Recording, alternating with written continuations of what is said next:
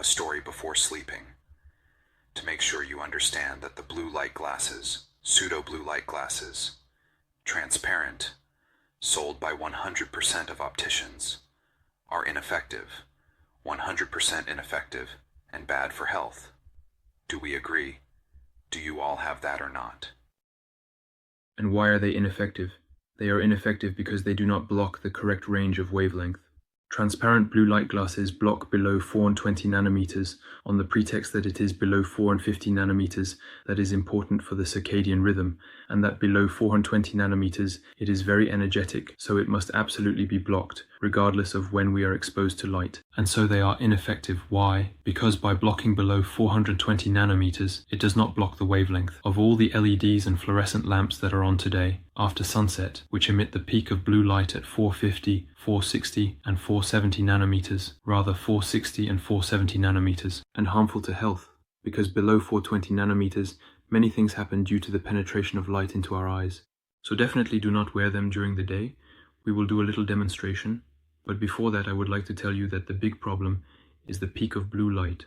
But the second major problem is simply light in general. That's why the important thing is not just to block the peak of blue light, even though it is the most important. We need to block almost all light in general. We still need to find the right compromise to stay safe, not to burn ourselves while cooking, or to avoid falling asleep at the wheel. In short, basically, do not fall asleep right away when wearing blue light glasses. Effective. Now, a little demonstration. Okay, let's go. I must not be seen in the mirror naked. Normally it should be fine. So here, the small white dot is the very photosensitive surface, peak of blue light. We're going to do it again with a second because I only have two. Okay, let's go. So here, this is the blue cut lens. It's the lens that if you ask suppliers for blue light glasses, they will all say, okay, we make blue light glasses. Here is this lens. Look, this is the blue light blocker. I'm going to press here to trigger the spectrometer. It doesn't matter. It doesn't matter. But it is a pseudo blue light blocker, meaning that if I put it on with natural light, you would see a gap below 420 nanometers, because it blocks below 420 nanometers. This is why it is not good for health during the day. Now I'm going to do something crazy. I'm going to take off my night glasses to show you.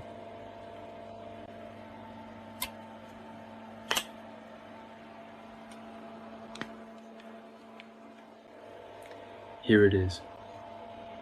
This is the current version of the Vernite. I know it can be improved, but already the peak of blue light is extremely reduced.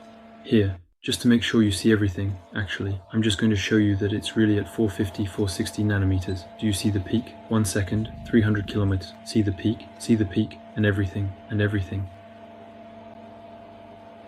I set it exactly, there you go. Here, you see the red line. I placed it right on the peak. That is to say, it is at 450 nanometers. I don't know if you will be able to read. There will come a moment when you will succeed in reading. You will see the red line that I placed right on the peak, and you will read at the top 450 nanometers. LEDs and fluorescent lamps emit peaks at 450, 460, and 470 nanometers. And then, here, it depends on the rest. Green light, yellow light, red light, it all depends on the light. It all depends on whether it's a car headlight, a street lamp, etc. On the other hand, the more recent the light is, the more it will have this peak of blue light, because it is very energetic. Today, this is what industries prefer.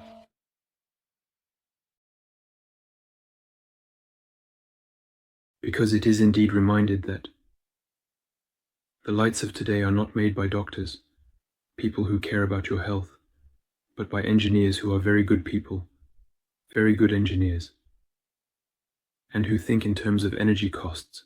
Okay, how much is it going to cost in money and energy to power this LED? It is becoming weaker today. This is the law of height, and the luminous efficiency, therefore the energy output, the light intensity produced, is becoming increasingly higher. And it's still a crazy thing when we know that the peak sensitivity of IPRGCs, intrinsically photosensitive, retinal ganglion cells, these photoreceptors in our retina that do not depend on vision but serve to perceive light, well, their peak sensitivity is at 460 nanometers. In other words, it is exactly at the peak of light emission. by LEDs and by fluorescent lamps. When I understood that, when I discovered that, I can tell you that I was shocked. My jaw was dropping, and then I thought, something needs to be done. And I said to myself, but this is too big. How is it possible that blue light blocking glasses sold by major optical chains are so flawed, but yet it's true.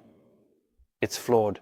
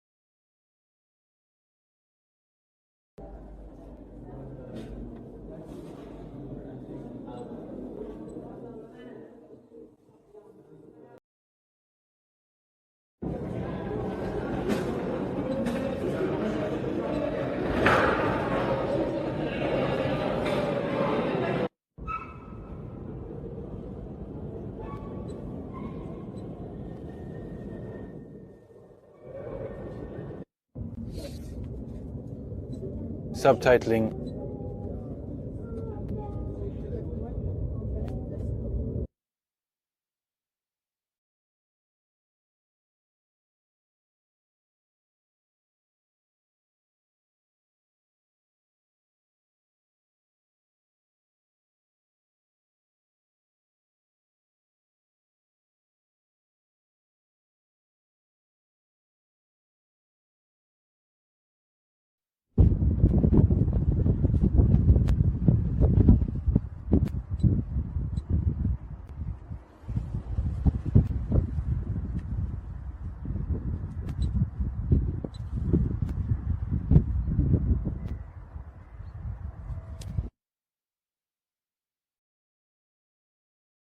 Look at the sunset.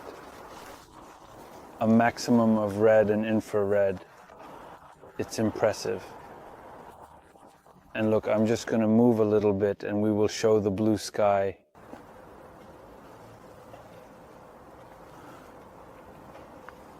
And there you go, you see the difference. When we go up with the blue sky is during the day.